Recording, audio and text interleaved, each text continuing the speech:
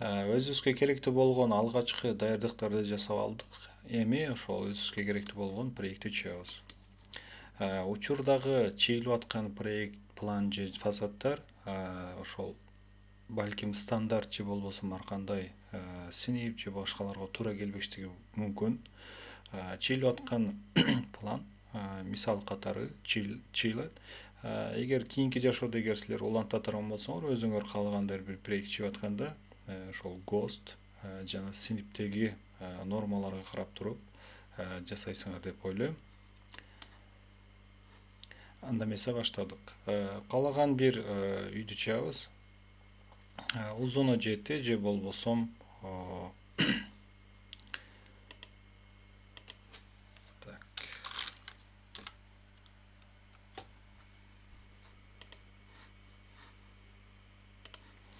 моундай кылып айта турган болсок, ошол 7ге 4 абалында чыгып алабыз.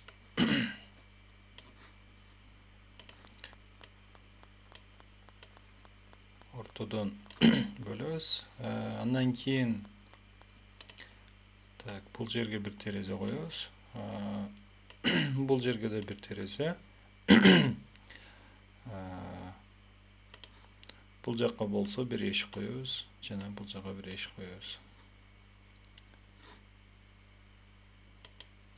Анда эмесе баштадык. Ректангл инструментин алып туруп, маустун сол тарабы менен тандайбыз.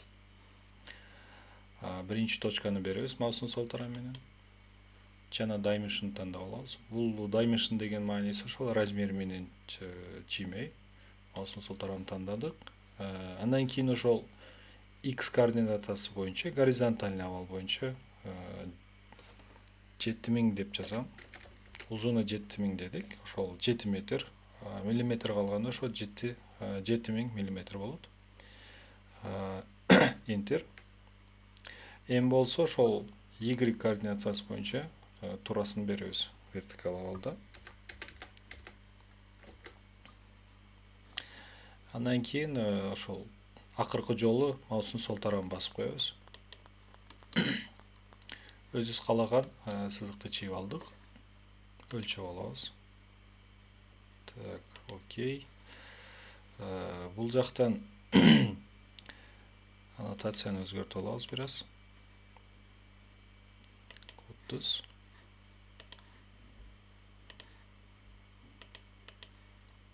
Жетимиң туура. Өчүрөбүз. Эми болсо бул ушул 7ге 4 тышкы өлчөмдөр. Тышкы стенабыз, дубалыбыздын калындыгы ошол 1,5 кирпич калындыгында миллиметр менен эсептеп келгенде 400 миллиметр болот. Негизи 360, стандарт катары ар дайым 400 миллиметр деп чийип жүрөбүз. Ал үчүн Modify панелинде Offset командасын тандайбыз. Offset. Маустун сол тарабын бастык. Андан кийин бул жакка басып туруп 400 миллиметр жазабыз. Enter же болбосо пробел. Сызыкты тандайбыз маустун сол тарабы менен. Бул 4 бурчукту алып келтирип жана ылдыйга тартабыз. Анткени тышкы размер биз үчүн керек. Ошон үчүн ички тарапка тартып туруп маустун сол тарабын басып коебуз. Тышкы стенабызды чыгып алдык. Эми болсо ошол перегородканы чыгып алабыз. Ички дубалды. Кечирип койсоңор. Андан алдын ошол привязканы мен өчүрөм. Силерге түшүнүктүү болуш үчүн line командасын тандайбыз жана эки ушул сызыктын ортосун табышым керек. Привязканы күйгүзөбүз. Привязка бул жакта турат. Привязканын аты Object Snap. F3 клавиатурасы менен өчүп күйөт. Аны негиздеп алыш үчүн ошол командага маустун оң тарабын басабыз жана Object Snap Setting чыгат. Аны басып алабыз. Жана бул жактан Object Snap'ты текшерип алабыз ошол жакта турганда. Select All дейбиз, баарын тандайбыз. Бул жакта бар петличкаларга эмелерди коебуз. Балким ушул эски версияларда 1-2 мисалы үчүн Center жана башка привязкалар болушу мүмкүн. Жок, анткени болгону менен жасап көрөбүз. Select all жана окей. Line. Ошол эки сызыктын ортосуга мындай алып келгенде муну 3 бурчтук значок чыгат. Бул midpoint, эки точканын ортосу. Маустун сол тарабын басабыз жана ылдыйга алып келип туруп, экинчи точкага кылып туруп, маустун сол тарабын басабыз. Пробел же болбосо escape'ти басабыз. Бул center сызык болду. Эми болсо offset тандап туруп, ошол ички дубалды бир кирпич кылабыз. Бир кирпичтин калындыгы 250 мм. 250-нү 2ге бөлө турган болсок, 125 мм болот. Offset 125, enter. Маустун сол тарабы менен тандадык, оң тарапка жылдырып, маустун сол тарабын бастык. Андан кийин кайра ошол center сызыкты кайра тандап туруп, сол тарапка жылдырып, кайра маустун сол тарабын басабыз. Escape баарын жокко чыгарат. Жана ортодогу сызыкты erase жардамы менен өчүрүп салабыз. Бул жакта erase.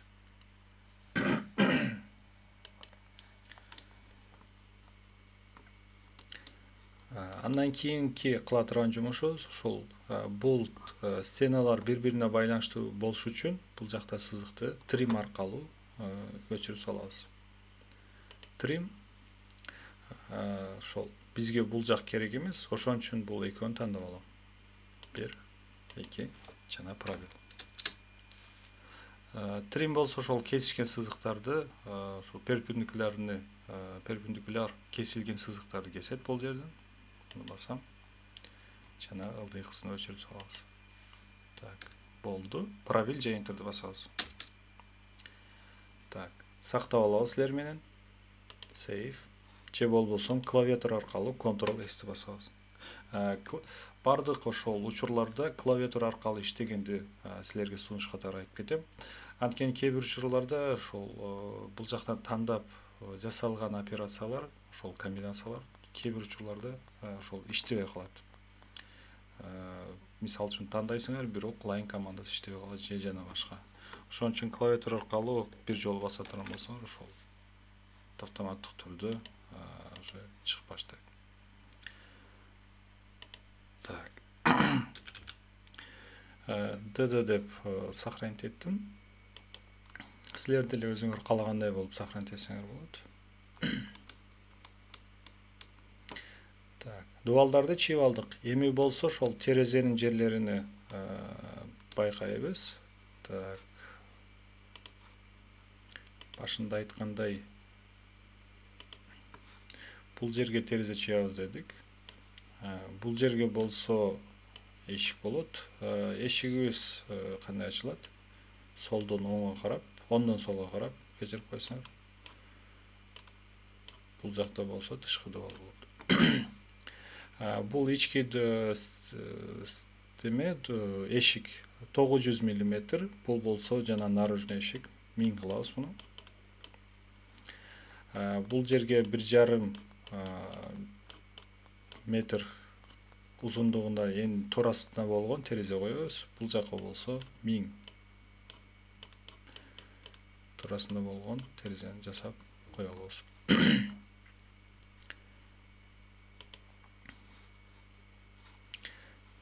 Так, буну алып салыш керек.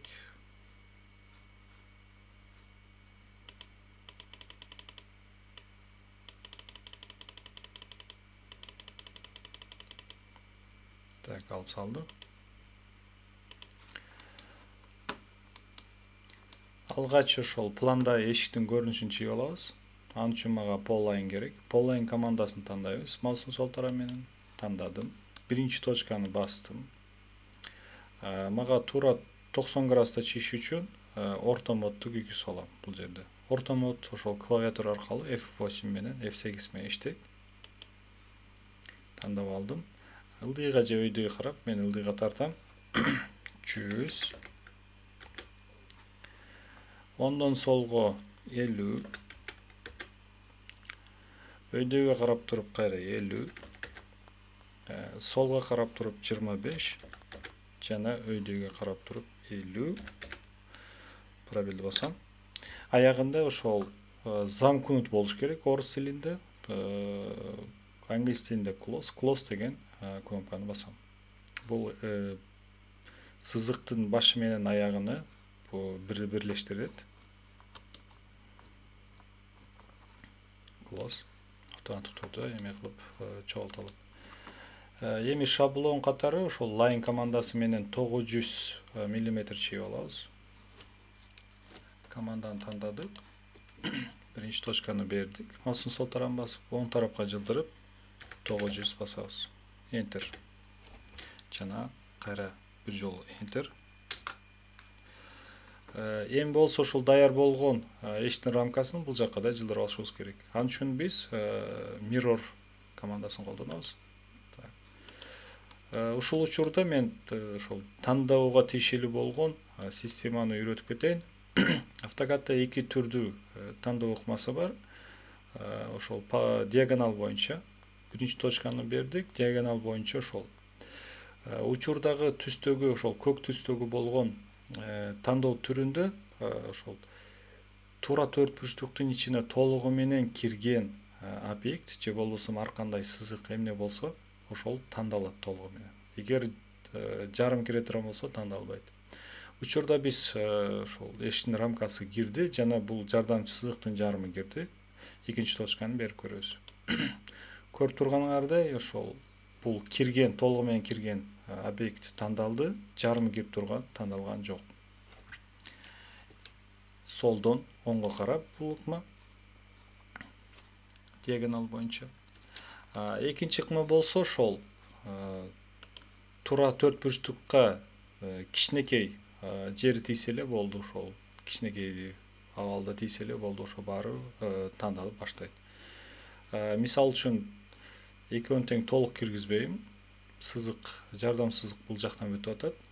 Бул эшиктин рамкасы болсо деле ошол жарым жерин тандап туруп, маустун сол тарабын басам. Көрүп тургандай эле ошол бул тандоо ыкмасында каалаган объекттин толук боло турган болсо бир кичинекей жерине тийсе эле болду. Кичинекей жери тандалса, ал толугу менен тандалып калат. Escape'ти басабыз. Сол тарапка баштайбыз. Мондай толук түрдө тандап алдык. Андан кийин mirror. Mirror менен биз midpoint табабыз, орто сызыкты. Маустун сол тарабы менен точка берем. Жана ошол вертикал абалда ылдый карап тартып, экинчи точканы берем. Андан кийин бул жерде көңүл бура турган нерсе yes no дейт. Эски ошол стандарт абалда no деп турат, ошо пробелди басып коебуз. Жардам сызыкты эми eras'тин жардамы менен өчүрүп салабыз. Кайра line, эми ошол эшикти чийип алышыбыз керек. Бул жакка ошол привязка менен алып келип туруп конкрет түрдө анан бул жакка чейин чийип салабыз эки точка менен. Эми ошол ghost боюнча планда эшиктин ачылып турганы 30 градус болуш керек. 30 градус чылдырып коебуз мондай. Тандадык эшикти. Жана бул жерде rotate, орусчасы повернут. Базовый точкасын бул жерге алып келебиз. Жана эгер экранды көрүп тура турган болсоңор, мондай стрелка турат. Сааттын жебесине тескери абалда. AutoCAD ошол поворот эткенде, ошол бурулуп атканда, ошол сааттын жебесине каршы болгон абалда ошол системасы иштейт. Ошон үчүн биз ошол артка 30 эме абалда жылдырышыбыз үчүн -30 басып алышыбыз керек болот.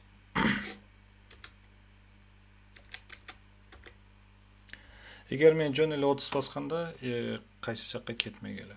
Кайра аны деле текшерип алабыз. Силерге түшүнүктүү болуш үчүн тандадык. Rotate. Кечирип койсоң rotate. Объект тандадык. Пробел. Базовый точка. Жана 30 градус. Башында айтып аткандай, ошол rotate сааттын жебесине тескери абалда аракеттенет дедик. Карама каршы болгон. Азат кылып алабыз.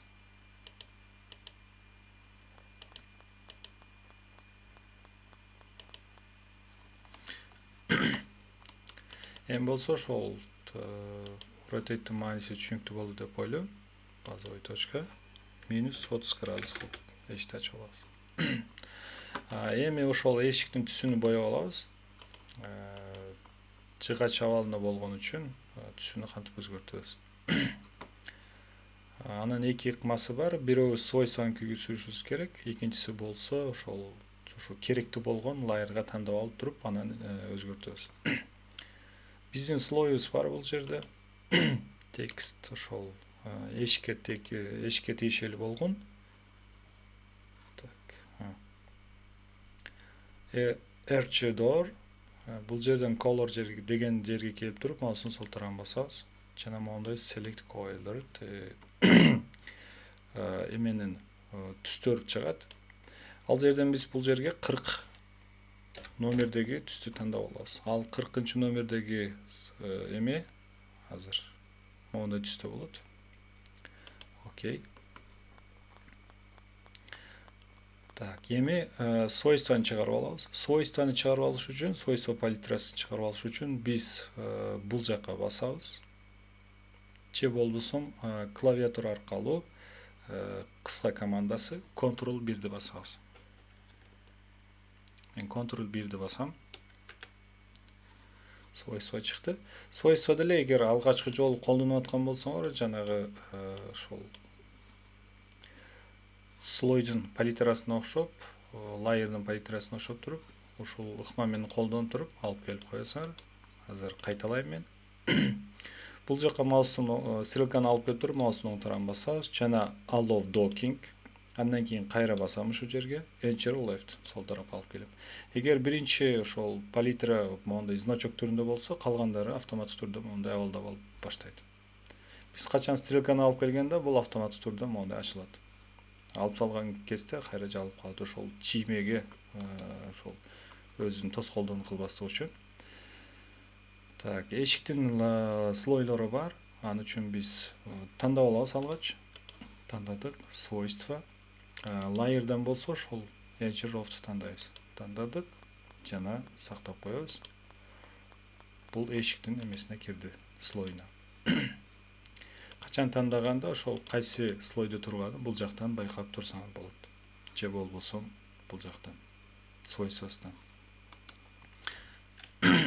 Эми болсо ушул эшикти блок кылып жасап алам. Анын үчүн тандап алабыз толугу менен.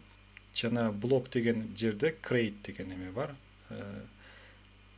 Балким орус тилинде создать болушу мүмкүн бул жерде. Маустун сол тарабын басабыз. Мондай окно ачылат. Бул жерден биз алгач ошол базовый точка жана объект. Андан тышкары учурдагы ошол экранда көрүнүп турган настройкалар бул стандарт настройка болуп эсептелет. Эгер силерде бир аз бөлөкчө боло турган болсо, ушул абалга алып келип алгыла. Convert to black жана allow exploding. Бу эгер бөлөкчө боло турган болсо, кийинки ошол сабактарда балким силер үчүн проблема чыгышы мүмкүн. Карап алабыз. Ушул абалга келтирип алабыз. Анда эмесе блок жасап баштайбыз. Базовый точканы тандаш үчүн pick point тандайбыз бул жерде. Мага базовый точка ушул жер болсун. Кийинкиси болсо select object. Эгер объект тандалбаган болсо, объект монтип тандап алабыз. Пробел тандап туруп.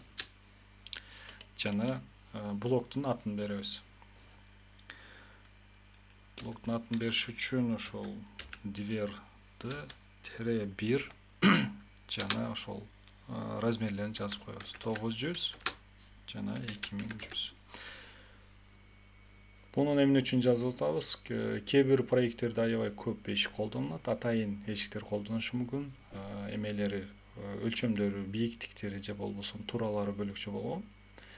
Ушул абалда бул жазуулардан аябай керек болуп калат. Окей. Эшикти тандап алдык.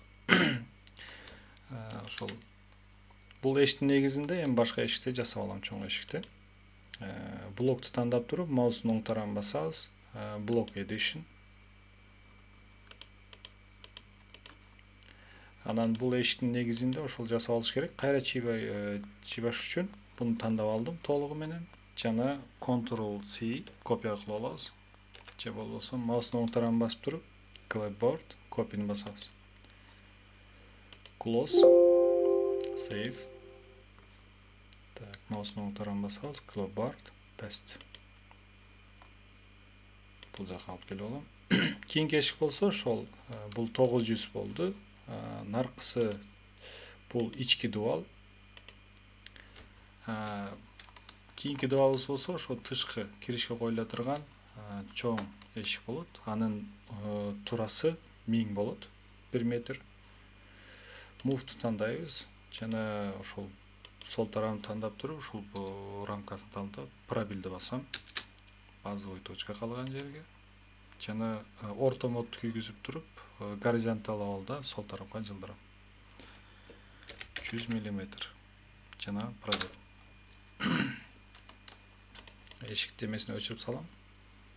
Erase жана line.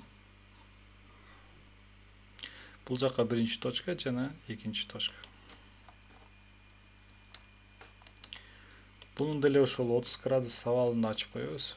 Эшикти тандадым.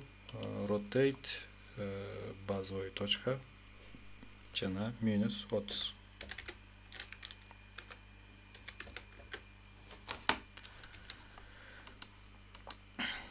Ошол 0 слой менен чыйганыбыз үчүн бул эшик слойго өтпөй калды, мисалы үчүн. Бул эшикке тийшелүү, бул болсо 0га тийшелүү. Аны үчүн свойствосуну копиялаш үчүн бул жактан match properties тандайбыз. Мouse'ун сол тарабы менен буну тандап туруп, ошол тандамай жолу менен буну белгилеп алабыз мондай жол менен. Пробел. Кайра буну деле тандап блок жасап алам. Блок жасаганды үйрөндүк биз. Бул экинчи эшик болот. D2 турасы 1000 жана бул жакка virgül же болбосо ар кандай значок кое турган болсоңор, кээ бир учурларда автокад ошону кабыл кылбай коет. Ошон үчүн ортосун ачып туруп жасап атам. Окей. Эми болсо бул эшиктерди терезени жасап алабыз. Андан кийин сабагыбызды токтотуп туруп, кийинки сабагыбызды ошол коюп баштайбыз. Бул жакка 1,5 мм узундугундагы терезе жана 1 метр узундагы бул жакка коебуз дедик. Биринчи чоң терезени жасап алам. Rectangle. Биринчи точканы бердик маус менен, маустун сол тарабы менен. Жана dimension. Алгач ошол x координатасы боюнча горизонтал абалда 1500 enter. Жана y координатасы үчүн тышкы дубалдын калындыгы 400 болот. 400 деп жасабыз. Жана enter. Маустун сол тарабын кайра бир жолу басып коебуз. Так, кайра бир жолу ошол rectangle'ды тандап туруп, бул ошол терезенин эмеси болуп калды. Подогонуге. Эми болсо ошол терезенин өзүн бул жакка чыябыз. Маустун сол тарабын тандайбыз. Биринчи точканы басып туруп, жана dimension. Бийиктик 1,5 метр. Эң акыркы өлчөм ар дайым ошол rectangle'да сакталып калат. Ошол мен үчүн макул. Enter'ди басам. Калындыгыны болсо y координатасы боюнча 50 деп эме коем. Маустун сол тарабын кайра бир жолу басып коебуз. Түсүн өзгөртүп алабыз. Түсүн өзгөртүш үчүн бул жакка басып туруп, мондай светте болот. Элестетип көрө турган болсок, бул эгер пландан караганда болгондо терезе бул жерге келет. Бул тышкы жана ички подогонник болуп эсептелип калат. Эми болсо ошол терезени 2 бөлөккө бөлөбүз. 3 профилдик бул жерге жасап алышыбыз керек. Кайра rectangle, биринчи точка, dimension 50 enter жана 50 enter. Бир жолу басып коебуз кайра маустун сол тарабын. Бунун түсүнү болсо ошол cyan деген түс менен беребиз. Бир аз бөлөкчө. Так, тандадык. Бул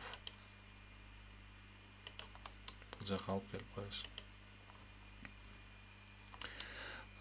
Ушул рамканын немесини бул жерге ортого жана бул жакка да коюшубуз керек болот. Тандайм маустун сол тарабы менен.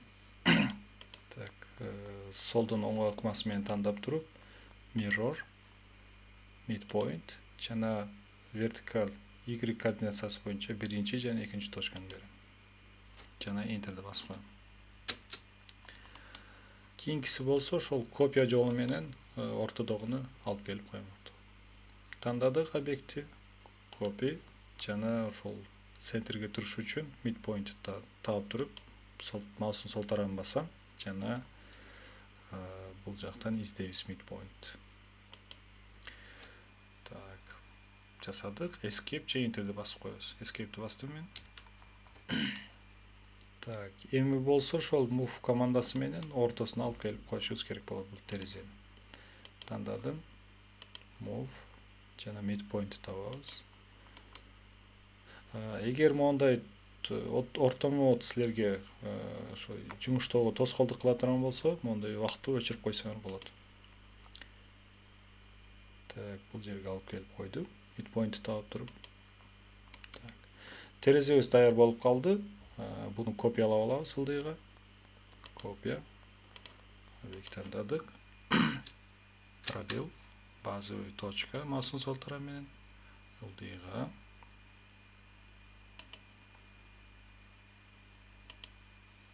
Bir kopya bizge жетиштүү. Escape. Так, буну эми блок кылып жасалам. Блок жасаганды биз үйрөнүп алдык. Базовый точка. Select object жана атын беребиз. Окно 1 дейбиз. Бул биринчи окно.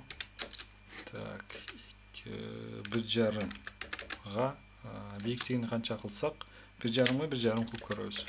Башында айтып аткандай, бул жасалып аткан нерселердин баары ошол стандарт абалга балким туура келбейт. Бул мисал катары жасалып атат. Аны унутпайбыз. Окей. Так, терезебиз жасап алдык. Эми болсо, кийинки терезебиз ошол бир эме менен болот. Ортодон алып салып туруп 500 мм-ге кайра кыскартып алабыз. Аны үчүн биз ортодон тандайбыз мондой жол менен. Erase. Андан кийин ошол жаңы команда силер үчүн бул жерде stretch. Stretch'ти маустун сол тарабы менен тандап, оңдон солго ыкмасы менен ошол объектти тандап алам. Ондай абалда тандайбыз. Пробел. Базовый точка. Жана оң тарапка солдон оңго жылдырып туруп, иштикени баспай туруп, узундукту беребиз бул жактан 500 мм. Enter. Так, буну деле блок алып алабыз. Базовый точка бул жерге. Select object. Пробел. Жана окнонун аты. Окно 2 бул. Узундугу 1000, турасы бийиктигини 1,5 дедик. Окей. Силер менен терезе эшикти жасап алдык. Көнүгүүбүз аягына жетип келди. Кийинки сабактарда ушул терезелерди жана эшикти жерине койгонду коюп сабагыбызды улантабыз.